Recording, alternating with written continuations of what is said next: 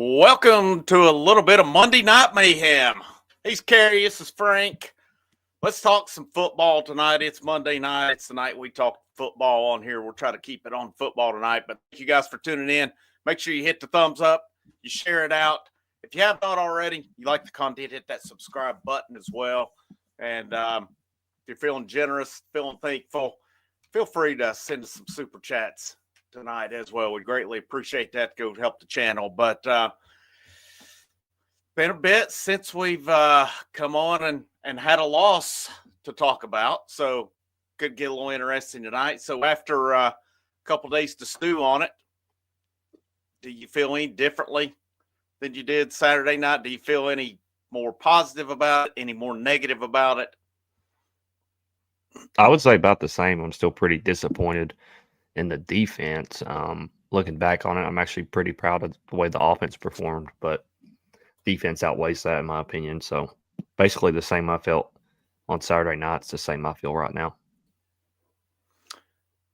Do you think, well, we'll talk about that here in a minute because that's one of my bullet points I've got tonight. Is it one of the, I kind of look at it as, it's like, yeah, I was disappointed in the defense. It's like Ole Miss provided a blueprint a week ago. Yeah. And we were like, we don't need to follow that. We got our own way to do it. And we just totally didn't do the same thing that was done a week ago. I don't really get it. At times I don't get these game plans, and we're going to talk about that here later on as well. But, gosh, I don't – there's a lot of ways I can go off of this one, especially with the topics that I've got. I mean, we'll just talk Georgia in general. Was there anything you liked? I mean, taking the score out of the equation with it, was there anything that stood out? You're like, you know what? There's something we could build off of here. Easily, if I had to start out one group, definitely special teams. I put some thought into just a special teams group. I think that Max Gilbert's definitely what he's done, what he's turned around, confidence-wise, is absolutely amazing. That 50-some yard field goal that he kicked on Saturday night was perfect. Like, that's just what you ask for. That's an NFL kick right there in that kind of environment, and he nailed it. And it was true as soon as it left his foot. Barely kicked the ball, barely off his foot, and you knew it was going in. And that's one of the great things about the kid. He has tremendous upside. Just need to continue to get production out of him. You're going to need him the next 2 weeks in certain situations. I feel like you may get stopped on a 4th and long at the 30-something yard line. You may need to take a kick to get some extra points just to kind of pad the stats. So definitely good to see him perform the way he did, even though he only got the one kick. But special teams, Boo Carter, great return man. I would have loved for the defense actually gotten some stops to allow him to do his thing. He should have a house, the punt return that he did have. Jalen McMurray completely whiffed on blocking the punter. All he has to do is put 2 hands on the guy, knock him off balance a little bit, and Boo Carter gets the edge and is gone at that point. 14-0, just like that. That would have been really, really, really nice. I think you could have ended the game right there. You could have really ended the game with a touchdown, go up 14-0, and that would have took the crowd out of it. Of course, they would have made a run at coming back, but that's a completely different momentum thing, in my opinion. I thought Jackson Ross played well, punted the ball really nicely. You got basically what you expected out of him. Would have liked to seen a few more punts closer within the 10-yard line. Yeah, I think he had 2 or 3 that was in between like the 12 and 20-yard line. So definitely a few extra yards wouldn't have hurt it, but not much else you can expect out of your special teams. I thought that group definitely did really well. Offense performed really good in the first half. Second half played okay, in my opinion. They didn't score, but that doesn't tell the whole story. They moved the ball pretty well, but still needed to get some points. Going back on it, first drive, you get 3rd or 4th and 6 at the 36 or 37 yard line. Going back on it, you can't punt that football. You have to go for it. I don't get where this conservative Josh Heupel has come from this year, but I don't like it. I I They're taking understand some it. risks. I understand it this year just because of the defense, and you hope that the adjustments that you made were going to actually stop them on that drive. But at that point in the game, Georgia had already been dominating Tennessee's defense. They already put up 17 points, which was the second most anybody had put up on us in a whole game all season, just in the first half. So it was asking a lot just to try to get a stop and play the field position game there. When really making the decision to punt it at the 36-yard line, I think you only gained like 20 yards. Like the punt was only really like 20 yards. So that doesn't help you, in my opinion. I mean, I think that's a chance to make a statement. You're like, we're here to win this football game, and they punted it, and it's just like, well, we're gonna try to play a little bit conservative. To me, that's conservative. Now, I guess it's easy to compare under Hendon Hooker. When Hendon Hooker was quarterback, they would have went for that, but I didn't like the call. I'd like to see some aggressiveness. I mean, I'll be honest. What disappoints me now, 2 weeks in a row, we've talked about how good the special teams have been. Talk about Boo Carter in the punt return game. And that freaking punt return game cost us against Arkansas.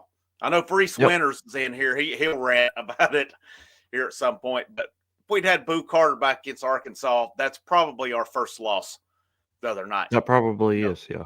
It's unfortunate to think about.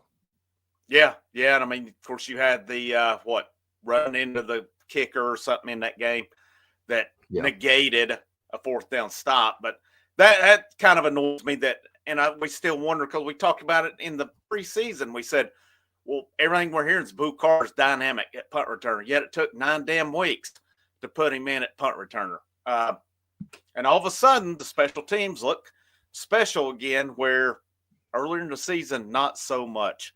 But you mentioned that play where Boo, one block and he's to the house. That's on that drive. They gained 2 yards, and they went with I think this is the third week in a row, right in that same area. They get third, 5, 6, 7, somewhere give or take. Here comes a freaking just handoff. I think 3 weeks in a row they've done it, and it's had the same results every time, and you're forcing Max Gilbert. Like I said, hats off to him. I mean, that was a great kick by him, 52 yards on the road, makes it 10-0. But yeah, one block and it's 14-0. So I mean, that was a swing in the game, and that had to give Georgia a little bit of confidence right there. I don't know. There's still a lot of questions. We're going to analyze this coaching staff tonight. We're going to look at. I saw a topic on VolQuest today. It said Josh Heupel ceiling, and I'm interested to talk about that. We're going to talk some playoffs.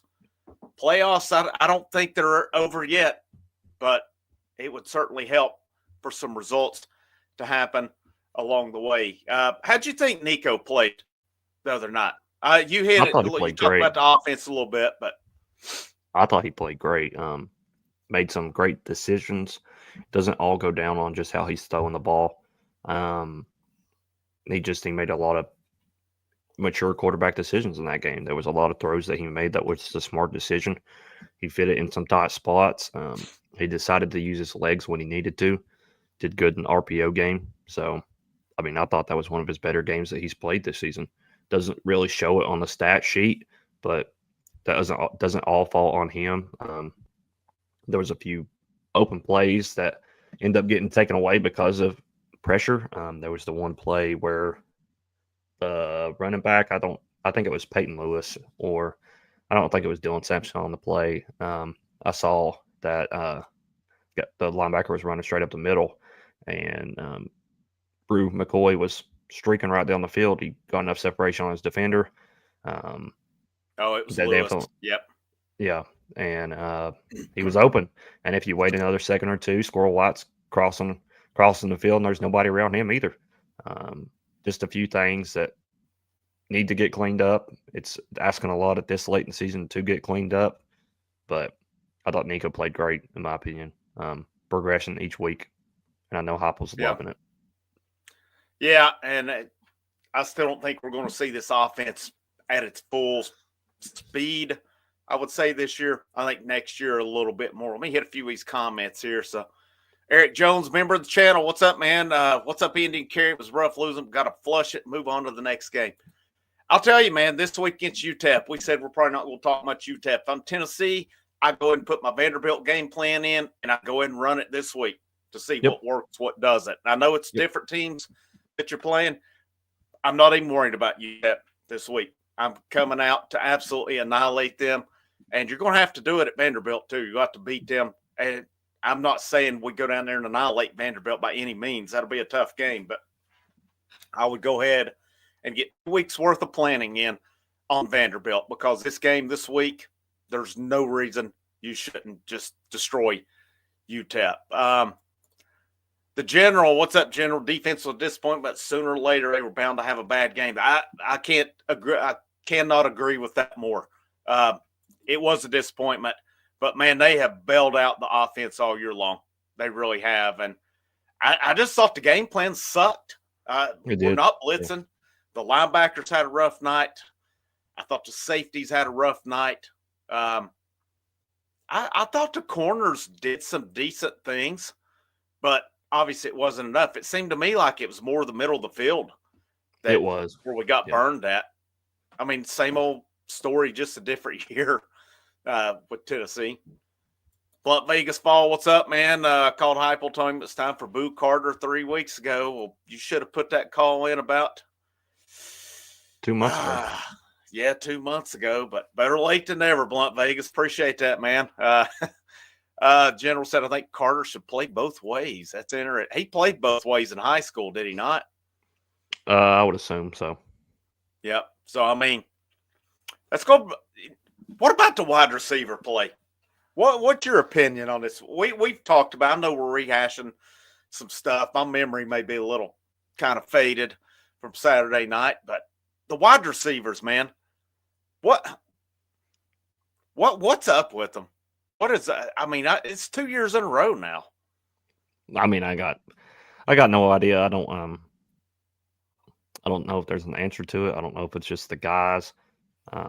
I don't know if it's just the guys just don't really have the ceiling that we think they do. They're all frustrating. I mean, every single guy's been frustrating at this point. Thornton had to make that catch on Saturday night. Like that's crucial.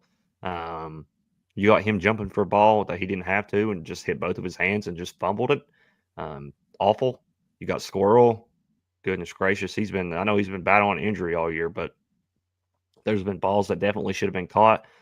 Seems like he leaves his feet every time the ball goes his way, which is just not a good recipe. That just doesn't work out very well. I feel like he would take a hand off and leave his feet. Yeah, like he jumps for every ball. And he's had a lot of drops this year. And there's been times I said it whenever his shoulder was hurting. Like I thought he was hurting the team by being in there. Brew isn't getting enough targets. I understand that he's not had the year that we hoped that he would have. He's had some drops too. Brazel's had a lot of drops. Nimrod's probably had the most drops of anybody. Mike Matthews hasn't gotten a chance, even though he's getting the reps.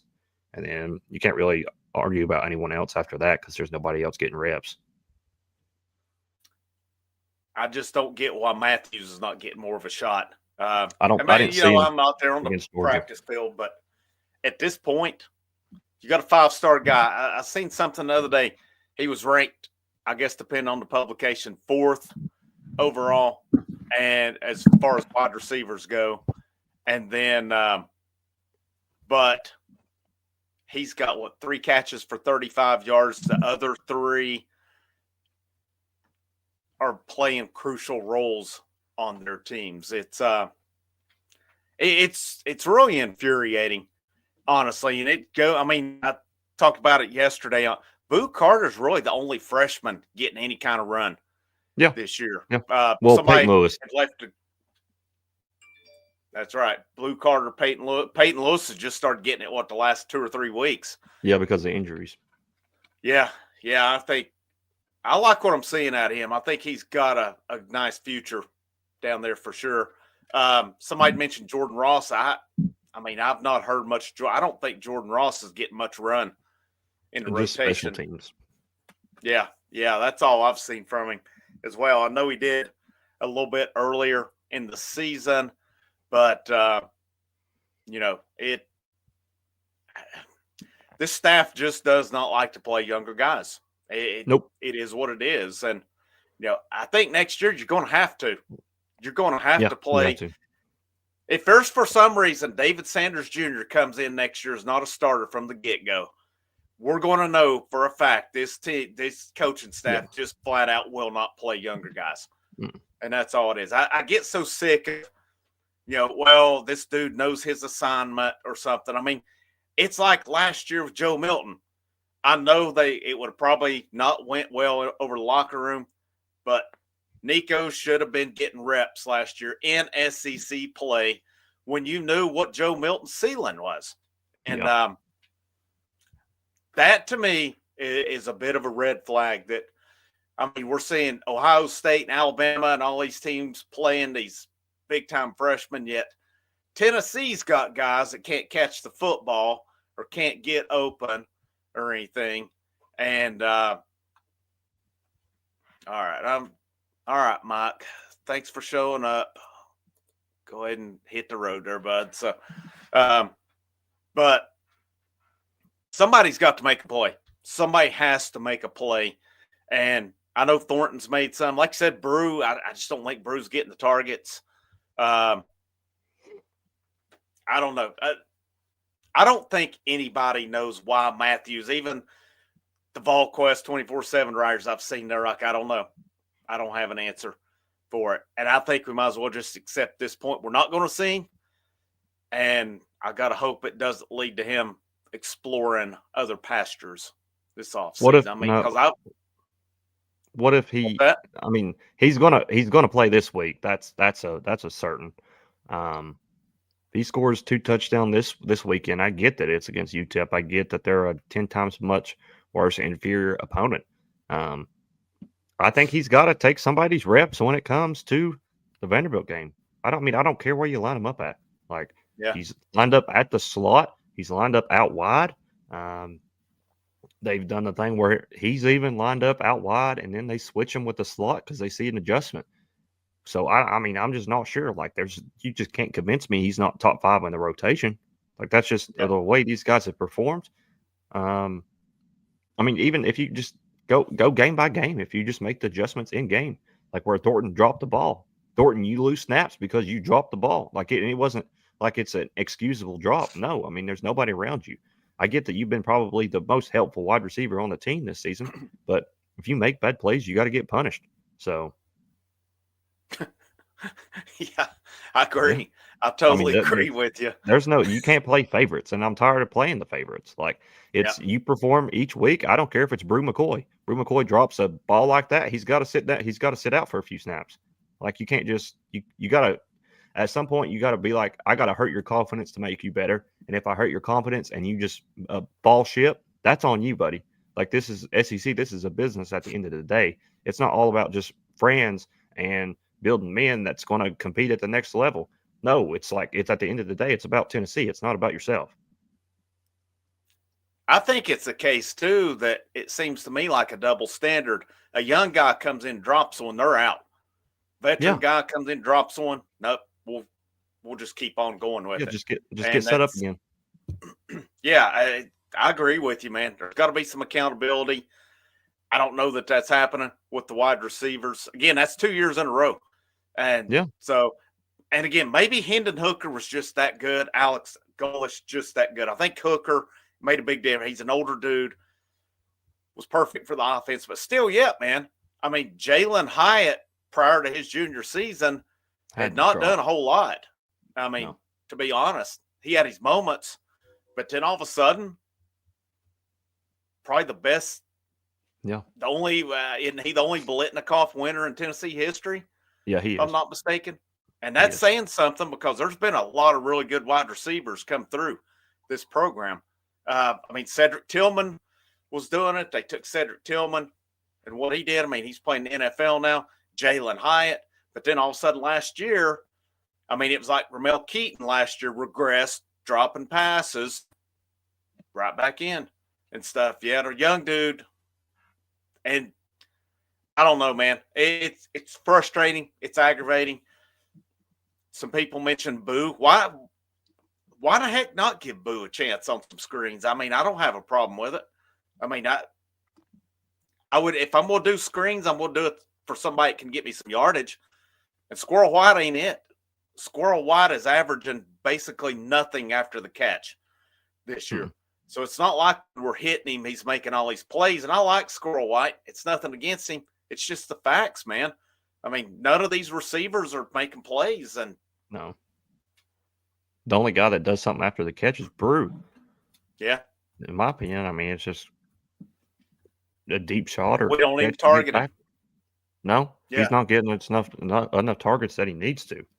Like they do the design throws to Squirrel all the time. Why aren't we doing more design throws to Brew? And I understand that you're doing the design throws to guys behind Brew because how good he is at blocking. I mean, if he's that good at blocking, just it's worth a shot to give him a screen pass, and he's probably going to break the first tackle. Even if the guy in front of him blows the block, he's probably still going to break that tackle. He may break the next tackle. Yeah, that's right. I totally agree with you. And it's, I mean, we've seen it numerous times. They'll hit him on a screen, and there's no damn corners going to tackle him one-on-one. No. They're just not. He's going to drag him. What was it? The other play against Georgia the other night? What was it? 4 or 5 guys they had to essentially get him on the ground? Yeah. I mean, we saw what was the first game of the year. They did an end around with him. We've not seen it since. I mean, we'll get freaking creative against Chattanooga. But the first game of the year playbook I've noticed is totally different than the rest of the playbook. This year against Chattanooga and last year against Virginia, like it was totally different plays. Like we had all the plays where we'd hit Dylan Sampson out of the backfield last year against Virginia. And this week against Georgia was the first time I had really seen us necessarily consistently go to him out of the backfield. So it was just, it's weird. I've seen some people ask about that on VolQuest numerous times. When we go through out of the backfield, and they just got the point and said, I wouldn't expect seeing it. And then we saw it this week. So weird. I think his coaching staff overthinks things. I don't know if they think they're slick or what, if they think because, well, we showed it one time. They're going to zero in on us. We'll just run a draw here on 3rd and 7. That'll fool them a lot. Pop, I agree with this one. Yeah, heck, we haven't seen that in a while, have we? And it worked. But I think what killed that was we were using it and it was working, but Alabama got exposed with it games prior to us, so they shut it down. The fact of like we knew we couldn't run that play against them, it just wouldn't have worked. Like they had got beat on that play the 3 straight games prior to that, so that just wasn't going to work against them. So I don't know if they just kicked it out of the playbook and forgot about it, or if they've just practiced it since then and it's just not worked the same. But I mean, I don't see how it's not working the same if it's in practice. If the defense is playing like they are against Georgia, the same way they're playing in practice. Yeah. I mean, I agree. I'm still curious to see if they would play Carter, but definitely Matthews. I mean, yeah, nobody has really earned the right for reps or to not have reps taken away at this point. Maybe Brew, if anybody, but like I said, Brew has had drops too. Did you see the stat, the 11-1 stat that Josh Pate mentioned last night? No, I did not. Georgia had 11 passes of 15 yards plus. Tennessee had 1. Oh, okay. I know Tennessee's longest play of the night was 17 yards. Yeah.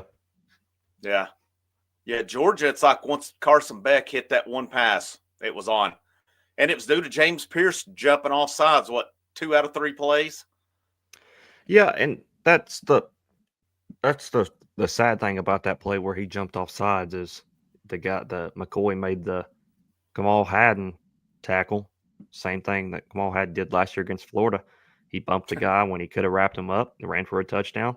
McCoy bumped the guy. He got 20 yards further down the field. And in both games after that, really, I mean, it was put on after that point. Tennessee didn't do much after that. So, yeah, that's the thing that disappointed me.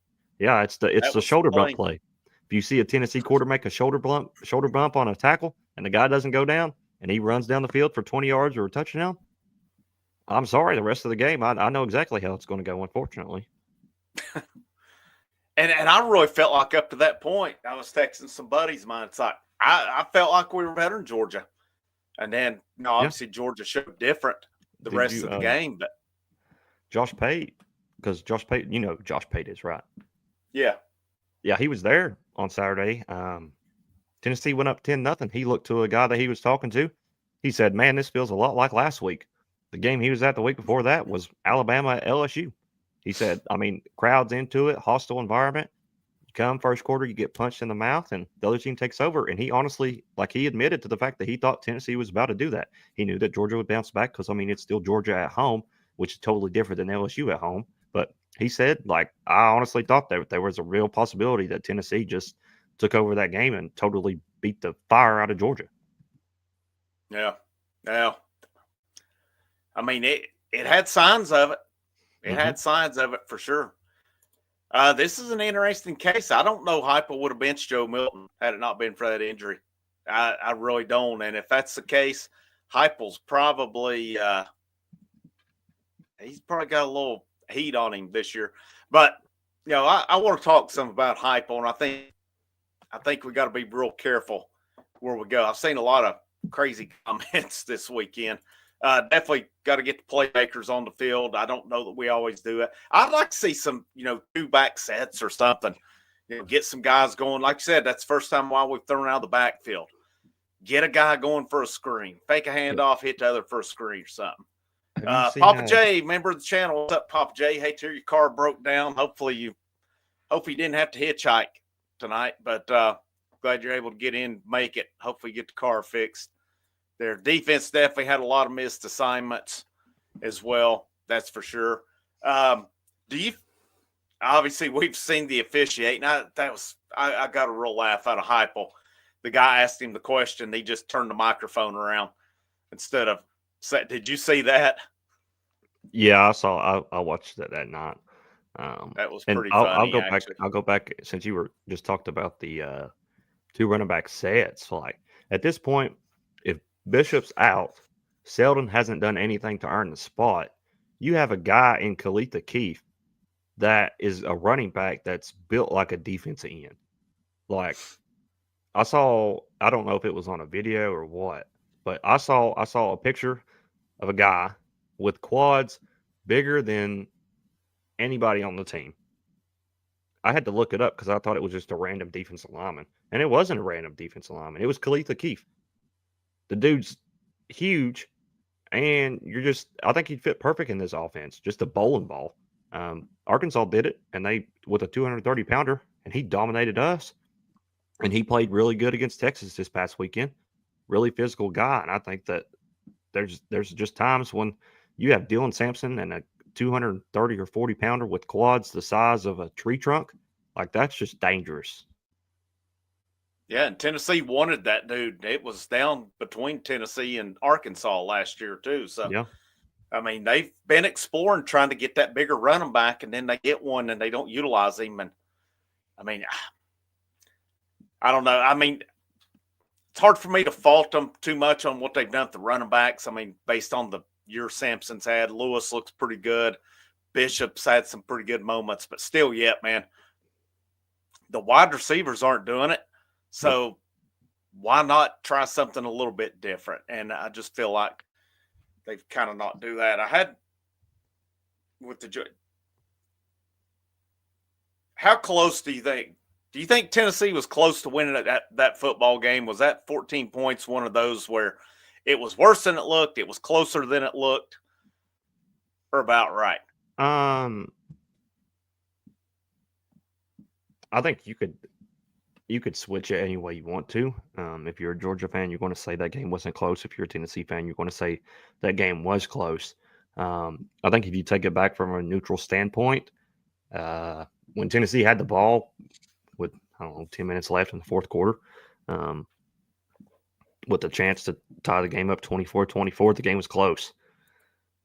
After the decision to punt it, and then you had I don't know if it was the jumped off sides and they got the free play and they had the tight end or whatever the play was, where the break went Georgia's way, which seemed to be every break in the second half, even though we kind of needed we kind of needed the brakes to go airway. I mean, at that point, it was definitely, in my opinion, it was totally shifted whenever they hit the tight end like that and they got to the 40-yard line because you knew they were going to still get a waste another minute or two just off the clock and punt it deep and pin us back. And at that point, it'd been hard to see Tennessee march all the way down the field with Georgia's defense being what they are and having a freshman at quarterback and guys that just hadn't really done much in the second half. So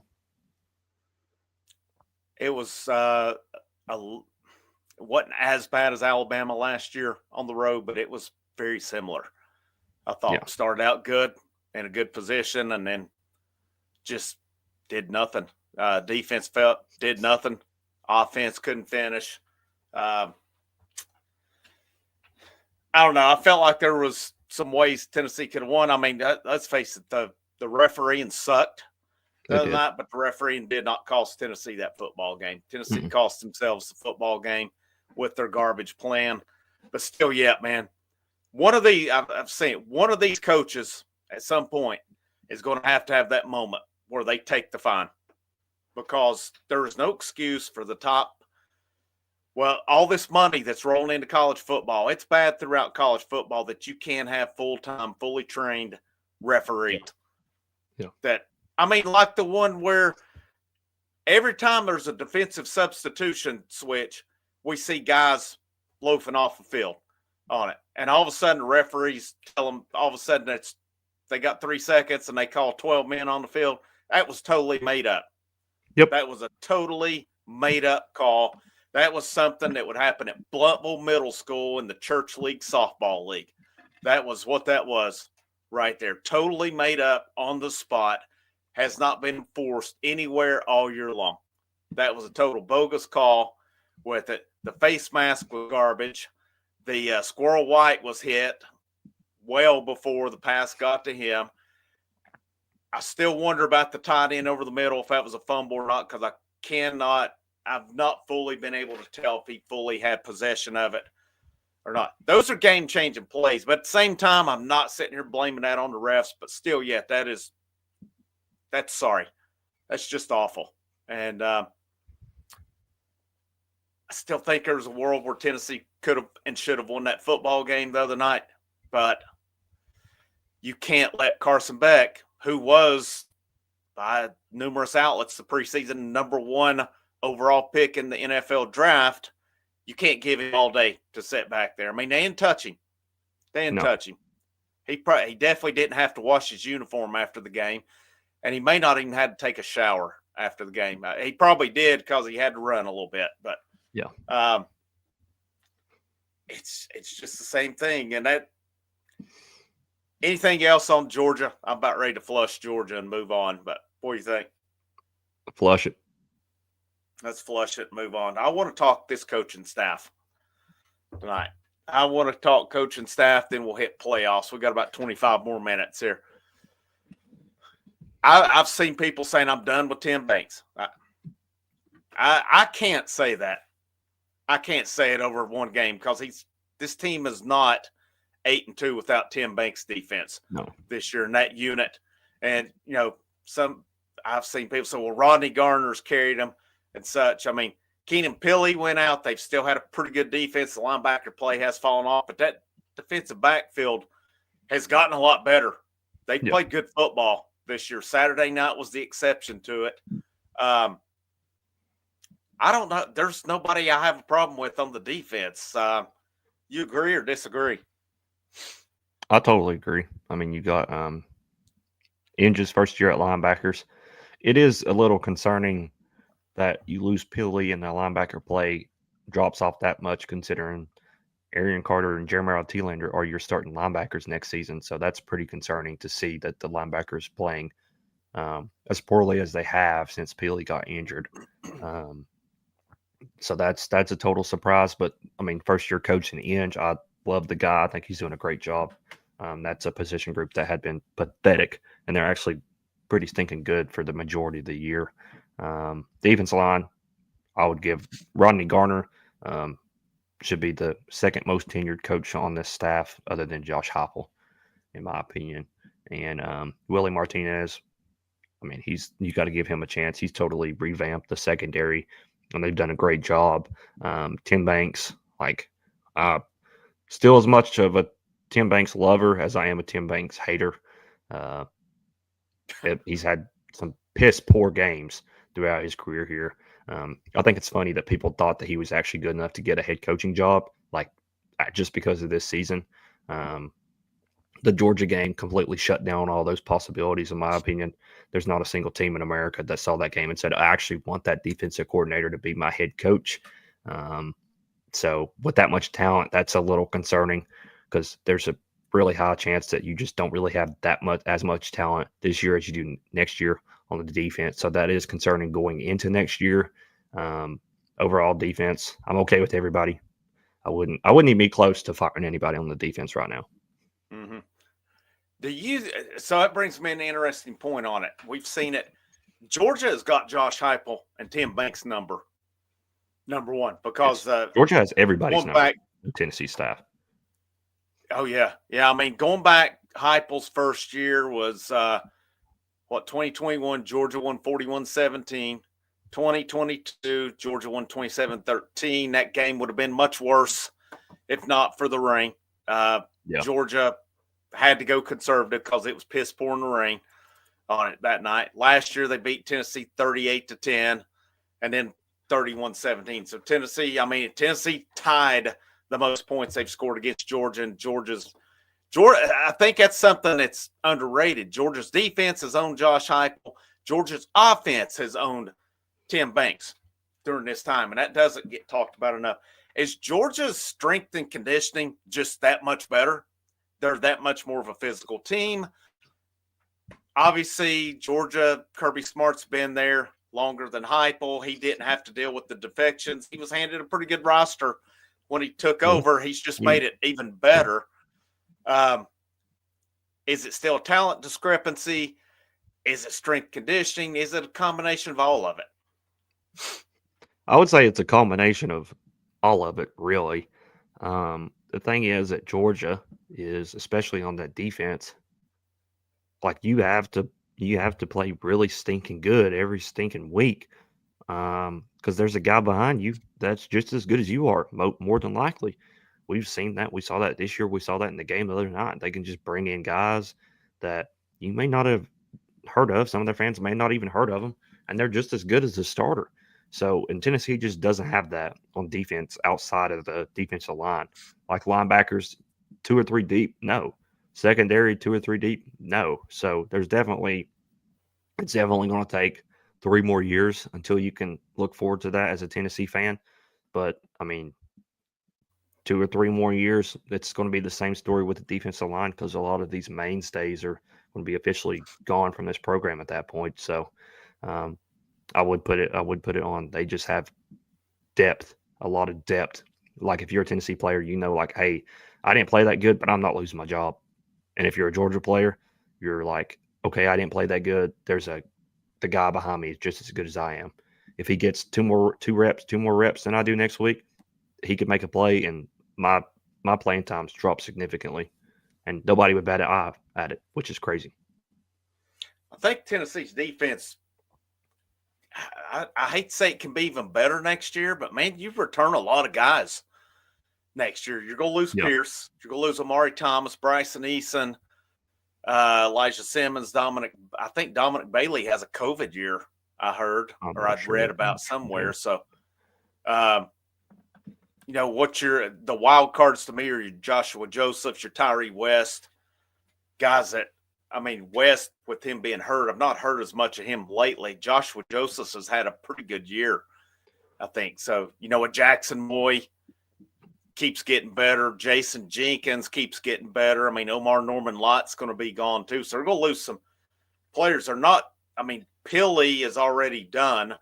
You're not going to lose any linebackers unless they hit the portal. You should get Edwin Spillman back, who I was counting on him possibly being a part of this rotation, to be honest. But he's a freshman again. There will be growing pains. And really in your secondary, you lose Will Brooks, who hats off what they've done with him. He's going to be a loss. But, Will Brooks has not had the best weeks here recently. at No. safety. I'm trying to think who else. I think Turrentine is a junior. I Yeah, think he is. McCoy's just a sophomore, right? Yeah, Jermod he is. McCoy. Yeah. So you're going to return most of the guys. I mean, that defense, you get another year with those linebackers where they're in it, with T. Lander, with Caleb Perry, with Arion Carter, with Jalen Smith getting the reps that they're getting. Those guys they've just got to keep getting better, and they're all young. I'm looking at Omar Norman Lott right now. Of course, played 2024, junior in 2023, sophomore in 2022, freshman in 2021, and then freshman in 2020 as well at a COVID year. So I think that means that he would have his COVID year still because he was at a JUCO. So he may still have another year. Which, I mean, if he's Okay. back next year, that's massive. But Yeah. because I thought when he came in, he had 3 years of eligibility left. So that's what I think. I still think that he has another year, but we'll see. And he one of them that ran through the tee did the senior walk last year, and then he came back. I don't think he did because he would have just been a junior. Yeah, I was thinking they said he did, but it that would be big if they get him back. I mean, I still think the defensive line will be good next year. Defense could, especially if you keep the staff that you've got intact.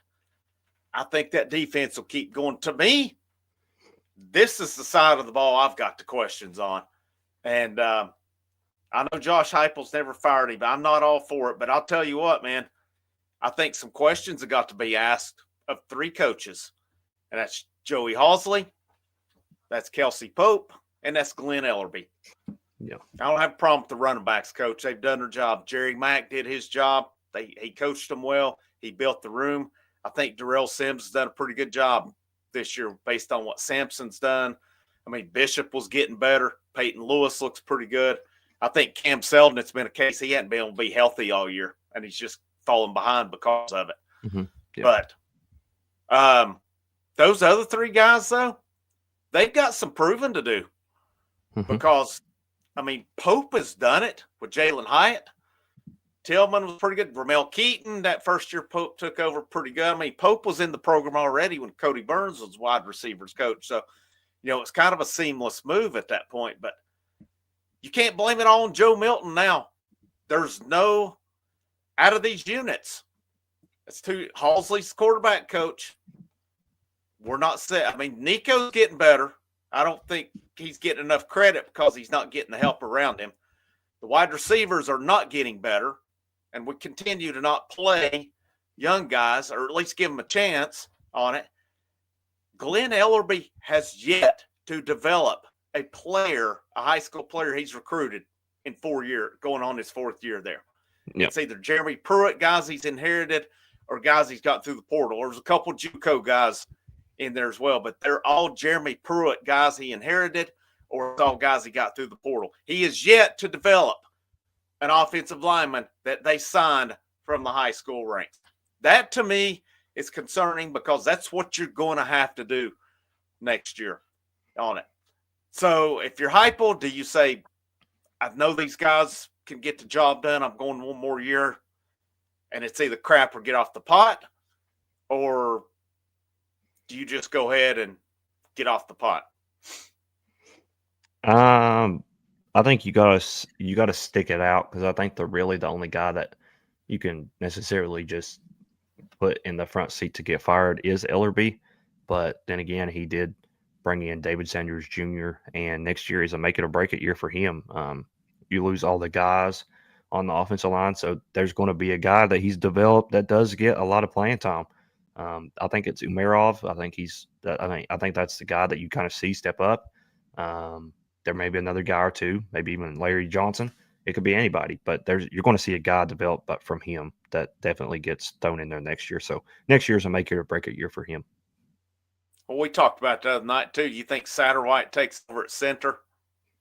Yeah, I think it's either because it's hard, in my opinion, to go out and get a transfer center and bring him in and him get the offense that quick in a year Satterwhite's now been here a whole year. He's taken snaps with Nico in practice. That's a big ask for bringing in a transfer center. That's why you do see guys that play for big colleges. They play really good at center and they transfer out. That's why you typically see them go to a pro style offense because it's easier for them to learn. So like Cooper Mays, if he left here, Cooper Mays could go anywhere. But like Alabama center Seth McLaughlin, I'm pretty sure he transferred out and he went to I don't remember where he went. I want to say Ohio State or somewhere. It's going to be a pro style offense pretty much because it's hard to get the Tennessee offense as a center, and it goes underestimated how much Cooper Mays does. So I think Satterwhite, that's his job, just to step up and take the reps there. Yeah, I mean I think so as well. I'm gonna hit a few comments there. Banks defensive reading Tennessee's won the games. Yeah, I mean absolutely. If they had last year's defense or even the year before, this team's got 4 or 5 losses this year. I agree with this. They sure have a look. They've been lacking the last 3 games. They've had holes in the running game for sure. Not too bad this week on the running game, but the passing game went to crap. This is a good comparison here. Smart taking over for Rick was, when Fulmer took over for Majors, there was talent. It was laid there. It was just up to the next guy to get him over the top, and both guys did that. I don't know about Vicen. He might, but it seems to me like he can't stay healthy. So, but he'll be an option for sure. If you can't stay healthy, just practicing, that's a sign, in my opinion. If you're just practicing, you're not even getting game reps, and you're still getting injured, that's typically a sign. Yeah, I'll be honest. I've kind of written him off. I think it's Satterwhite. Unless Nick Moore comes in, because they say Nick Moore is going to come in and probably play center. So, I mean, if he's probably already used to it now. I mean, playing under Spencer Riley at Jefferson County, who knows a little bit about playing center at Tennessee. So, Nick Moore may come in ready. I'll be interested to see with that. I think you're going – here's what's going to be funny.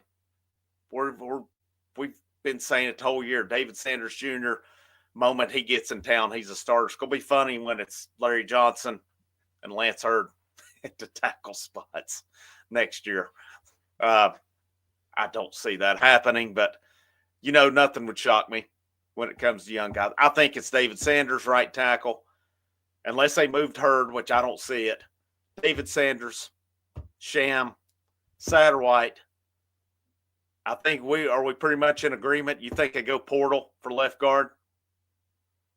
Yeah, they go portal for one of the guards. It just depends on wherever they put Umar off. Yep. And then that's right. You're exactly right on that. And then Lance Hurd is your other. And then you're hoping guys like Bennett Warren, who was thought of pretty well coming out, Max Anderson, some of these young guys. I mean, it's time for Glenn Ellerby to show. Yeah. And maybe the talent is developing. It is a very veteran line. It's a lot of guys who've played a lot of football. So, I mean, who really are you going to put some of these younger guys in over right now? Also, I mean, the left guards have been pretty respectable. I mean, most really your tackles are the main ones. I know Spraggins has had some rough games, but you're not taking Cooper Mays out by any stretch of the imagination. I mean, did you see where he got rolled over on against Georgia? Got leg whipped, and next play he was ready like he always is. So, I mean, that kid, I'd retire his number, in all honesty, what he's gave to this program, in my opinion. I don't know about retiring his number, but he's definitely a Tennessee legend. I don't. We'll see. We'll see how the year ends. I mean, we didn't retire Justin Worley's number, but yet you go retire Cooper Mays. I mean, come on. Nah, he's been. I'm being totally sarcastic on that one. I would not have a problem with this using Boo Carter like they did with Travis Hunter. I mean, because there was thought Dion wanted Boo Carter bad last year. Oh yeah, it was said he could play both ways. Yeah, absolutely. Reese Winters, I don't know if you were in here. I brought it up earlier. We brought up the Squirrel White punt return at Arkansas. I said if you were in here, I'd get you going on that one. But let's see. That's going to be interesting offensive. What about receivers? Is it Kelsey Pope? Is it like we got to have conversation about Kelsey Pope? I think that's 2 years in a row. I mean, these units are not helping their quarterbacks. And to me, I'll be honest, if a guy cannot catch the football, he's not an SEC wide receiver. We don't need wide receivers out here who can't catch the football. And if we're battling mid-major teams to get a dude who make one great catch and then drop another touchdown, they're not SEC wide receivers. No. So, I mean, I don't know that we got to look. If we go 10-2, it's really kind of hard to run anybody off after a 10-2. It is really hard. Yeah. I mean, and we're sitting here acting. I know it's. I was telling. I went to the chiropractor today, and we were talking about it, and he was asking me. He doesn't keep up with Tennessee, asking how it's going. I said, it's been the most frustrating good year that we've seen. We're 8-2, but it's been so many frustrating moments along the way, and it's a team that should go 10-2. And that's no disrespect to Vandy this year. They're a good football team. It's just I expect to beat Vanderbilt. Yeah, especially a noon game. Bottom line. Yes, I expect to beat Vanderbilt. That's just the way that it is. And but I think Pope has got to figure out. I don't know if it's these wide receiver splits. I don't know what it is with it. And then, of course, Halsley. I still don't fully know if Halsley's calling the plays or if it's Josh Heupel. It's Josh. They say it's Halsley, but the wise Josh. It's got to be Josh. I mean, you watch the games. I mean, he's got his mic covered up, and he's talking right up until the 15 seconds to Nico. So, I mean, is he just asking Nico what he wants to eat after the game, if he wants a burger or some chicken? Like, or is he just chit-chat with him, and then Halsey just gets to playing in 2 seconds, and then it's just like goldfish. So slot's running a slant, your X guy's running a go route, and then your tight end's just going to do a quick out route, and then that's just goldfish. That's a goldfish play. So, yeah. Let's see. I think this will probably play in. That's why you'll see Sanders at right tackle next year and Hurd at left. Hurd's what, a sophomore now? Yeah, he's a sophomore. So, I mean, he may have 2 more years after this, possibly. No, he redshirted last year, so he's a redshirt freshman then. That's right. Yep. Oh, and Norman Lott does have an extra year. He does that. Okay, good. Yep. I hope he uses it. That'd be great. Hey, what's up, Rhonda? Good to see you in here tonight. Thanks for tuning in. Dylan Sampson's number, I mean, if he finishes with all the UT rushing records, that's a possibility. I mean, it would be sure. Dylan Sampson and Alvin Kamara. With the records? No, like with the 6. Oh, yeah, I got you. That's a reminder of the most underutilized player ever at Tennessee, Alvin Kamara. I mean, he's on the scoreboard, so. Yeah. Yeah, well, he's probably UT's, I would say, most visible NFL player right now, him and Juwan Jennings. Yeah. I mean, Cordell Patterson hasn't. Yeah. Cordell, still the best, maybe the best pure athlete that's played at Tennessee. Dude was unbelievable. Yeah. Still is. Vanderbilt game will be, Rhonda, you must be Central Time. What, 12 o'clock Eastern Time? Well, it'll be 11 o'clock their time. So 11 o'clock their time. Hey, that's a good thing. That's a good thing. It is. Josh Heupel made a comment today. He said, we play better in early games because that's when we're used to practicing. So I fully expect they're going to come out and roll the next 2 weeks. Fully expect that. And that's what I hate, that now the showcase game of the week 7:30 instead of 3:30. I hope they switch that next year. And then every stinking big 10 game or big 12 game is at noon. So it's like the 3:30 slots kind of got ruined because I'm not tuning into CBS because they typically get in the boot away game that the big noon game doesn't want to choose. So Mm-hmm. There's not really a game at 3:30 unless ABC gives you something, or you okay with watching Syracuse and Pittsburgh battle it out or something. So Yeah. I just don't think so. I don't think Sampson comes back. you have to go. I don't. I think the shelf life on an NFL running back is not what it used to be. Mm-mm. And I think Mel Kiper, I'm going to be totally blunt and frank on it. I think Mel Kiper's full of shit now, and I think he's past his prime on it. The fact that he said Sampson's not a top 10 running back is insane to me. That's absolutely. He's been past his prime. Yeah, he's been. I mean, he was. A decade. I think he would have taken Will Levis number 1 2 years ago if he was a GM. He gushed over Will Levis. I mean, it was ridiculous. Yeah, I would almost. It might be time Heupel switches practice time to nighttime if we're going to be good, because looks like we're going to get a lot of nighttime games. Cannot disagree with that one at all. Michigan's AD head of the playoff committee. Oh, Jermaine Copeland. Yep, I had actually went into I was in Knoxville right after they beat Syracuse in '98 and went into a party, and there's set Jermaine Copeland hanging out playing cards or something that night. That's what I wonder. If was it Golish? Was it Hendon Hooker? You know, what happened on it? After seeing how Golish has done at USF, especially the last few weeks, I think that's why you've seen a drop in the people saying he was all that, because he ain't putting up points there. So yeah, he's been there for a year now, or a year or two. So he's had plenty of time to at least get some guys that can score, especially with how big the transfer portal is now compared to it was whenever Heupel stepped on campus even. So I don't think it's I think it's just Josh Heupel realized the guys that he had. I mean, you got wide receivers and Cedric Tillman and Jalen Hyatt that were running open every Saturday. And Cedric Tillman's even running open right now in the NFL, and Jalen Hyatt sitting on the bench because the New York Giants are wasting him, and that's why he's demanding a trade. Yeah. I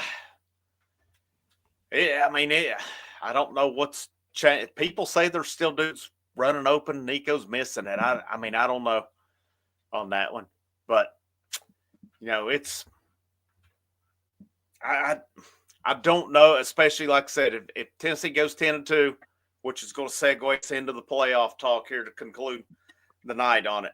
But well, I had this one on. Seen it was a good topic today. To you, what's Josh Heupel's ceiling? 10-2, 11-2 the ceiling for him, or do you think he can go higher?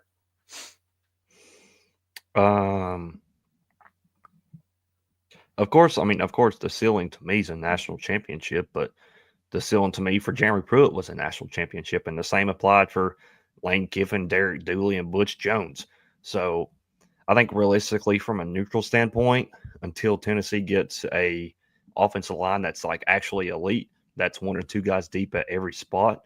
And I think that's really what's holding Tennessee back at this point is the offensive line. Like, if you give Nico a good pocket, like Carson Beck just had a good pocket the other night, like this is a totally different team in my opinion. Which that's going to be, I would say, 2 years minimum until you get that kind of offensive line. So I think for now, I don't like the whole 10-2, 11-2, that kind of thing. I think it's with the new playoff, it's got to be. I think the ceiling is make a Final Four. In a sense, if you're looking at it from a neutral standpoint, like Tennessee is good enough to make the Final Four. I don't think that somebody that was neutral would say that Tennessee can match up and win against top 4 teams and then go on to play in the national championship game and compete in that one as well.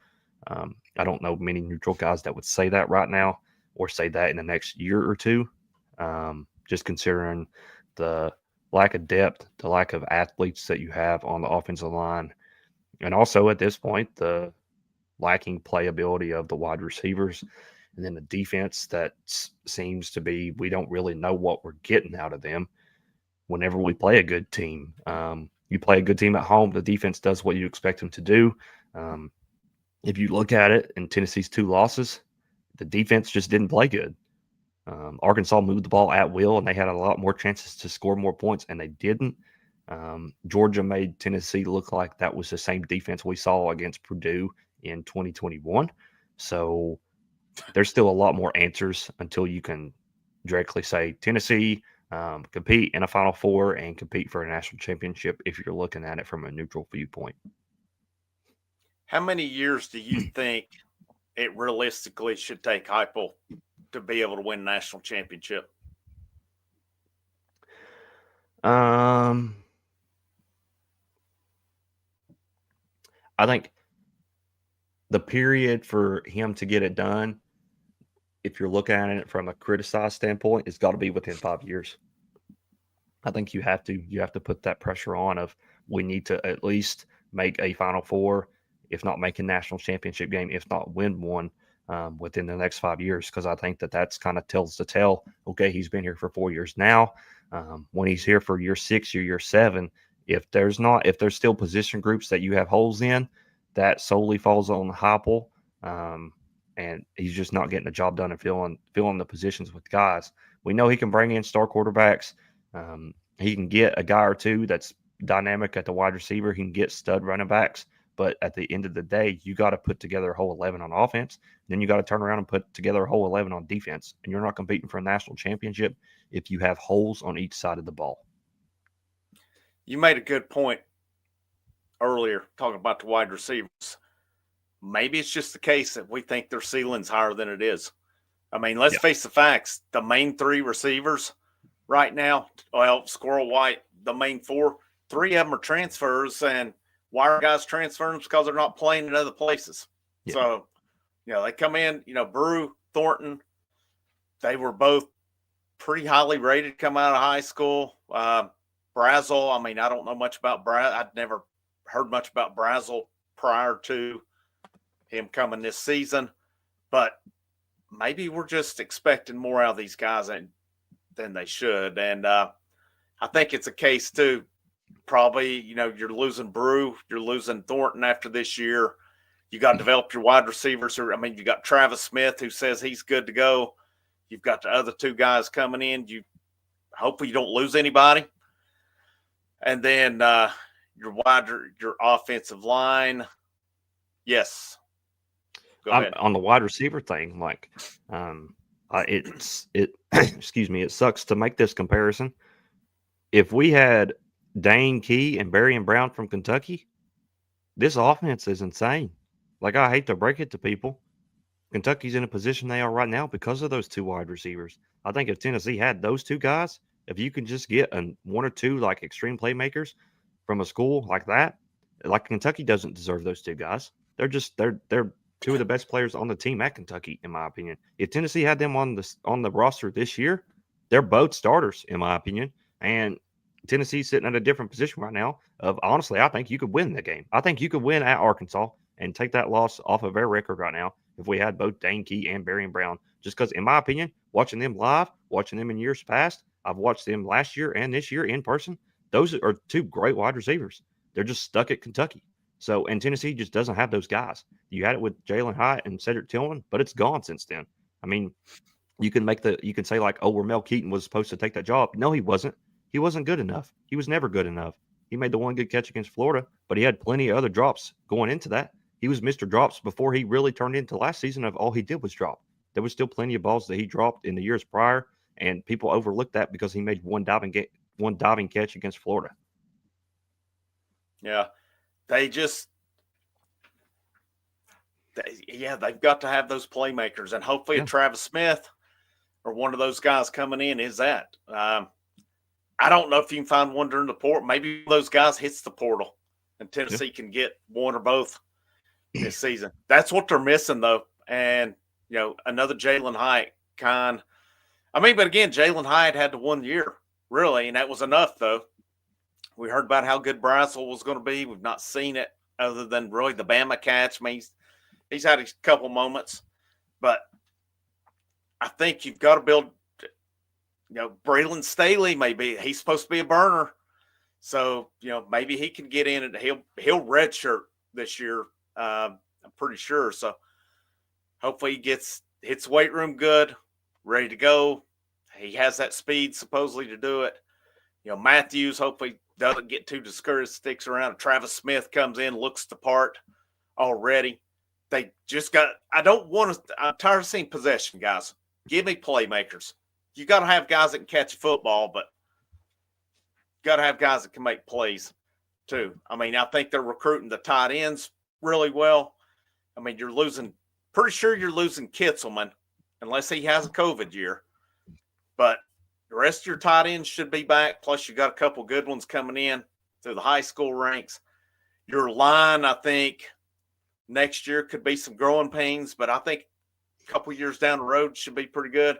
And the big thing, I think, with quarterbacks, if you get that progress out of Nico, that should happen from this year to next year, I expect Nico to take a big jump. Then you've got who's ready after that, whether it's Merklinger, whether it's McIntyre, whether it's Faison Brandon. Hopefully you hit that point then that a dude plays a couple years, heads to the NFL. A dude, it's kind of like USC was back in the 2000s when they go from, what was his name? Carson Palmer, went to Matt Leinart, John David Booty, Mark Sanchez. They just kept rolling them in one after another, not missing a beat. And I think that's where you got to get to. The defense seems to me like they're close to being able, because they're recruiting pretty well on that, able to just kind of, put guys in and go. I think within 5 years, I think the national championship is the ceiling. But I just wonder if Heupel might not have to make some tough decisions along the way. And I don't know that this year is that year, but I think next year. If, we said it, but here's the thing. We said that about Willie Martinez coming in. I think Willie's earned his keep this year. He's done a pretty good job. Yeah. Last thing, we're a little bit further, and we'll wrap this up pretty soon. Playoffs. Somebody asked, where do you think Tennessee comes in tomorrow night on the rankings?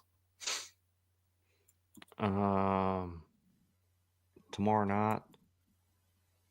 Let's see. Aren't the rankings tomorrow night? Yeah, it's tomorrow night.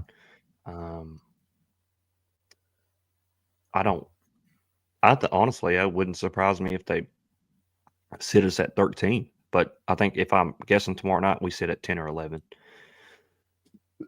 I think 13. I think we'll be 13. I think they've already put us out. I hope not. I think if we're still in tomorrow night, that's a very good sign. If we're still in, we can't get kicked out, in my opinion. There's no way for us to get kicked out unless of course, you lose to Vanderbilt, you're done anyway. But that's just not even an argument. If Tennessee's in tomorrow night comfortably, then they're in. If they're 9 or below, they're in. If you're sitting at 10, you're happy. Tennessee's still, in my opinion, a lot's got to happen from Tennessee to shift from number 10 to number 13, considering the fact that they will project it tomorrow night they'll have Boise State at 12. So you don't want to be ranked 12th or 13th because either way you get put at 13th. So you want to see Tennessee at 10 or lower. If you're sitting at 11, you're nervous. But you'll be okay with it because at that point, I think you can really only go up, but you could also go down depending on how the committee sees things. If you get no help, at all, which is the Tennessee way, and none of the breaks go away over the next 2 weeks, and we're sitting at 11 tomorrow night, Tennessee could get kicked out in that case because all you have to do at that point is fall back one spot. You fall back to 12 and you're out because the Group of 5 champion, whoever they pick, gets in. So, unfortunately, you have to root. You got to root for Florida this week. You got to root for Army this week. You have to root for USC the next week. Notre Dame. The team Notre Dame's playing the next 2 weeks is the team you're rooting for the most, other than Tennessee, in my opinion. Florida this week is a huge one. Other than that, I just don't really see a chance. Alabama's not losing. Ole Miss this week, this game's the biggest game left out of any game, in my opinion, in Tennessee's case. Florida beats Ole Miss. Ole Miss is out. Tennessee's comfortably in at that point. I still don't know how we want the Texas A&M game to go. I feel like we want Texas to lose by a significant margin, but considering how the committee has ranked Texas so far, they may still put them over Tennessee, which there's no argument why they should, considering their best win is Vanderbilt. So I'm not sure on that one until next week.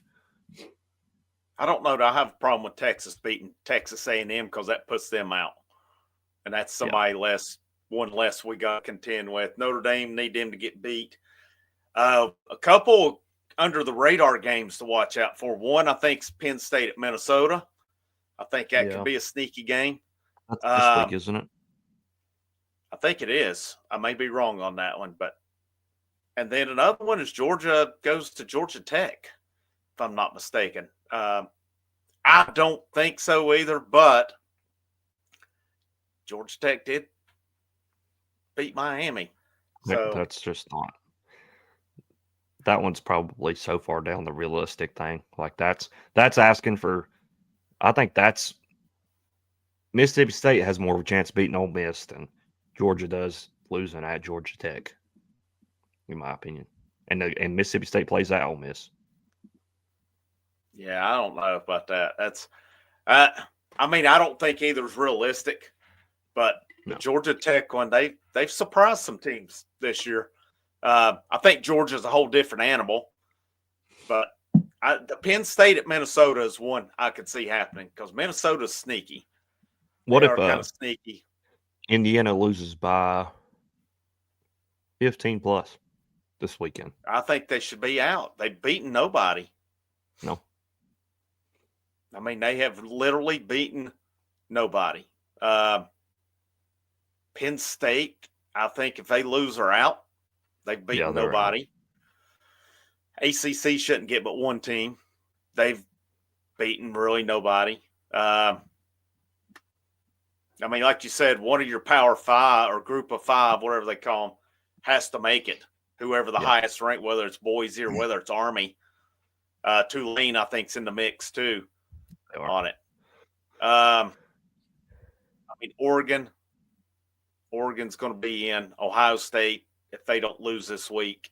Ohio State are getting in either way. I would venture to say I love Ohio State. Penn State, if Penn State ends up one loss, they're going to get in. The Indiana one's going to be interesting to watch, though. Yeah. And that's if they get blown out, I don't know how you make a case for them, but if they keep it close, they're probably going to make a case for them. I don't – beyond that, SEC is going to be the interesting one with Bama, Ole Miss, Tennessee, Georgia, Texas A&M. That's going to be really interesting. And like I said, I think we got to hope Florida wins this week for sure. I'm rooting the team I'm rooting the most against Notre Dame because if Notre Dame gets beat, Tennessee's in. Because at that point they may put 5 SEC teams in. So if Notre Dame loses, Tennessee's in, and I think it's easier to ask for Notre Dame to lose because there's a really good possibility they lose over the next 2 weeks. It may not happen against Army, even though I love Army. That's that team 9-0. They haven't trailed a single second all season, and their quarterback. Y'all are going to be really surprised seeing their quarterback. He's pretty stinking good. He's one of the best quarterbacks in the nation, and then the next week they got to go to USC. USC's coming off a win. They won this past week. So I think that's a huge rivalry game, and Lincoln Riley's going to do everything he can to end Notre Dame's season. Oh, but I do not think the Ole Miss wins this week at Florida. I don't at all. I just Lane Kiffin, he coached at Tennessee. It's got to stick with them. You can't win in the swamp, and the swamp's going to be crazy this weekend. And did you watch the LSU Florida game? Nope. Florida looked like a completely different team. They did. Looked pretty good. They could run the ball and they could throw the ball. And they gave LSU fits, in my opinion. Score didn't necessarily say it, but they gave fits. And they found that guy, that number 13, that ball kid at running back. He's a bruiser. So Ole Miss has got been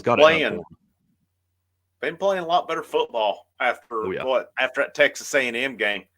Yep. They got drilled at Texas, but other than that, they played. Well, they got drilled at Texas because they had to start the backup third string quarterback because Lagway Yeah, couldn't go. Lagway that's didn't even right. take a rep that game, so that was your third string quarterback. So, and that's a kid that's just not expecting to play coming into the season. I think that let's see, wrong one. This is the one I've kind of thought Premier League type with it, but I could see. I think SEC Big Ten is going to break away. I don't think it's a matter of if. I think it's when. Yeah, because they're already talking, doing some stuff together. I think it's a matter of if, and they're probably going to pull. The NCAA is going to get left out in the cold at they some are. point.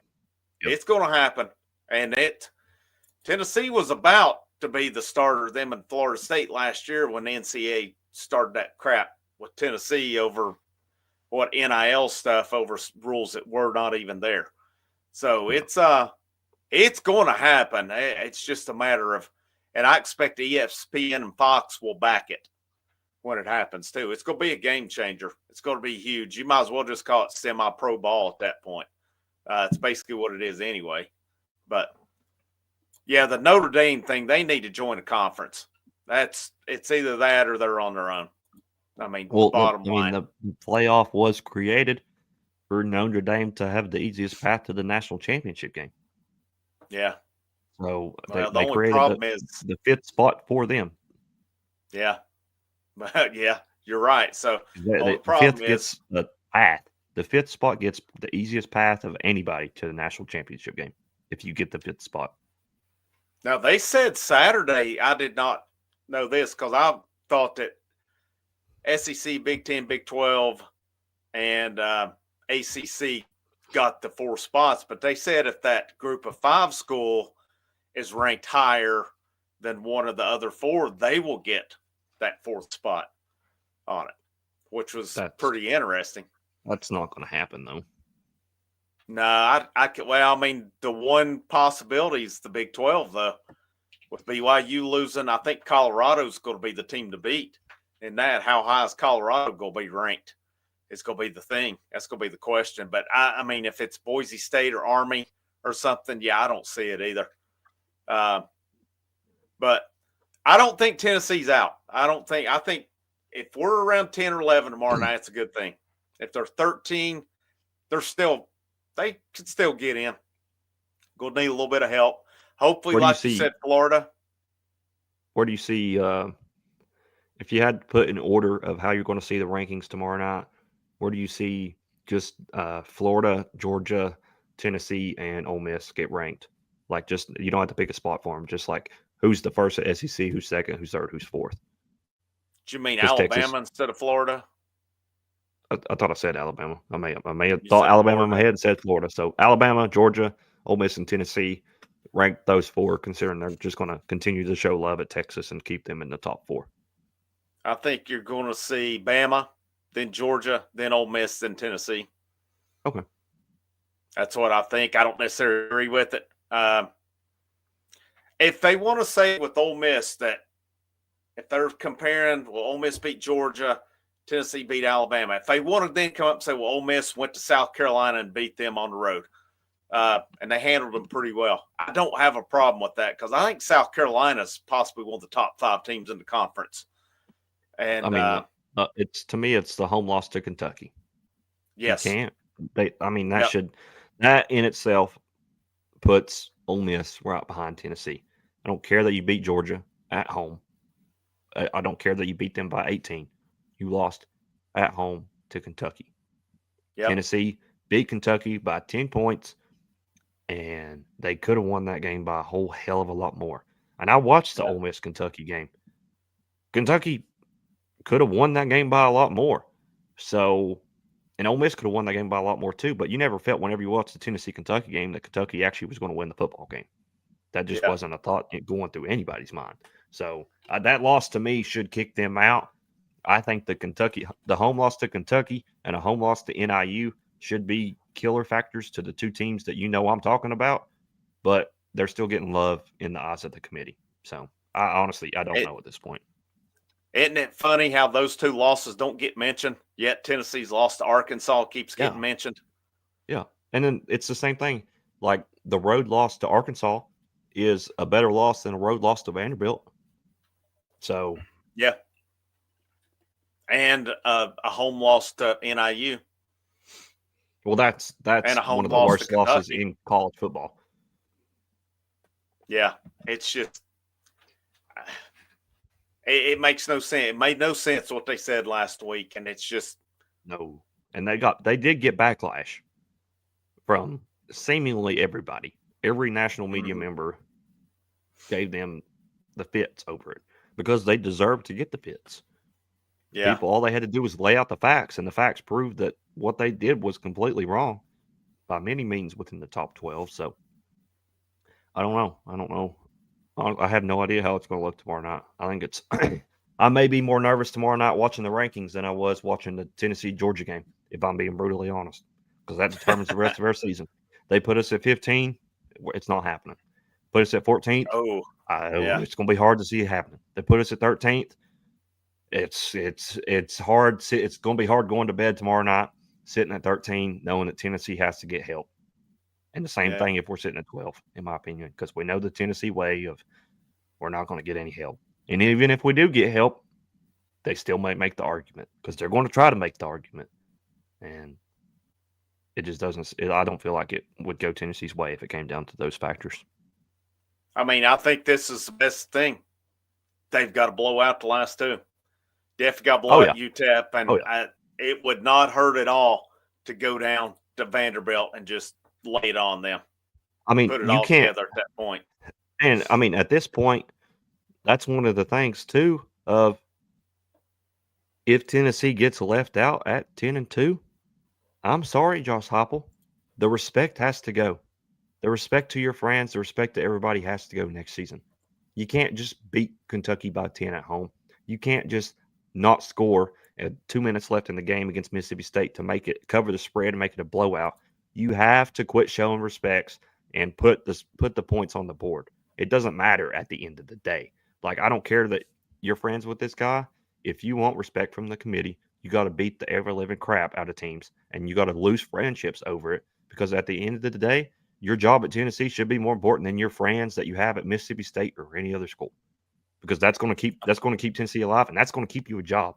Because if you don't beat the crap out of teams in the future, if you get screwed out of a 10-2 this year, the Josh Heupel hot seat is going to get questioned. Just considering the fact that he's going to get left out this year because he had chances to beat teams by a lot more than he did. And that honestly is one of the reasons why it comes back to bite Tennessee and gets Tennessee left out, is because they didn't beat the teams they should have by a lot more. Well, I just feel like the last 2 years, there used to be a ruthless Josh Heupel. Yeah. Somewhere along the way, he's lost that. I mean, the guy was running it up on Drinkwitz, running it up on Beamer. And then last year, he took it easy on Beamer when he had a chance to run it up on him after Beamer ran it up on him the year before. Mm-hmm. Yeah, this is big boy football. It is. I get it against what the hell are you accomplishing running it up on Chattanooga and Kent State? I mean, they did what they did. That's great. That's fine. But, these big boy teams, especially Stoops at Kentucky, these different teams. I mean, run it up on them. If you take a look back on it and you look at it, he should have ran up. He was in a great position to run up the score against Oklahoma. He was in a great position to run up the score against Arkansas. You were up 14 to whatever at that point, and you were rolling, and you got conservative. You could have steamrolled them in that game. Alabama's a different factor. Florida's. I'll let Florida slide, just considering the history of that. The Kentucky game, you should have beat the ever-living fire out of them. You should have beat them by 20-something. You had a chance to do that, and you let off steam.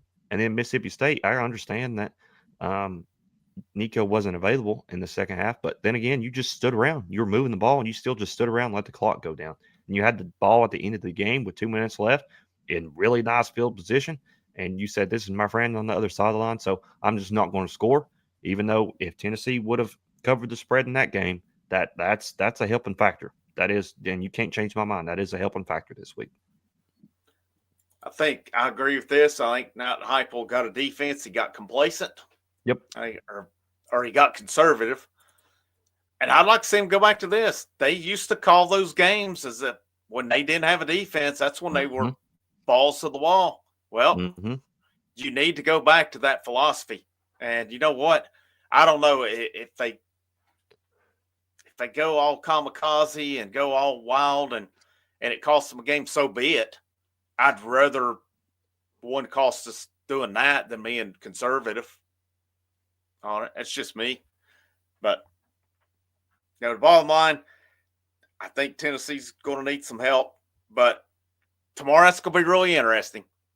It's going to be really, really – there'll be some nerves tomorrow night, but not as much as there will be in probably 2 weeks on this or after the Vandy game. That's when the nerves are going to start really coming in, because I don't think them conference championships are going to affect a whole lot. I think you're setting a bad precedent if, say, 2 SEC teams gets in the conference championship with 2 losses, one of them loses and they get put out because of it while the team at the house goes in. That's setting a really bad precedent right there. But anything else you want to add? Because we're a little over on one to go. Not a big surprise, but anything else you want to add before we get out of here? No, I think we hit all the points that we planned on hitting. Yeah, hit those. We talked a lot of ball tonight. We'll talk it again next Monday. We'll talk it again the Monday after that. Basketball Thursday night, 9:30 against Virginia. It'll be a late one. If decide to do that, and then Friday, it's going to depend on what they do Thursday night, because they do go to the Bahamas. Lady Vols off till the 26th. Lady Vols keep on rolling them in. Lauren Hurst in the fold tonight. 5 top 50 players for this signing class for Kim Caldwell's program is on their way up for sure. Yeah, they're doing awesome right now. How about them getting disrespected, not getting ranked this week in the AP poll? That was that. Yeah, they didn't get ranked in the top 25 this week. Good. Keep disrespecting them. Keep disrespecting them, because they're going to use it. They'll use it to their advantage at some point. No doubt about it. But thank you guys for tuning in. We had a pretty good night. Had a good crowd on here tonight. We'll see you when we see you. He's Carey. I'm Frank. This is the House Foreign Sports Channel. Last but most certainly not least, go Vols.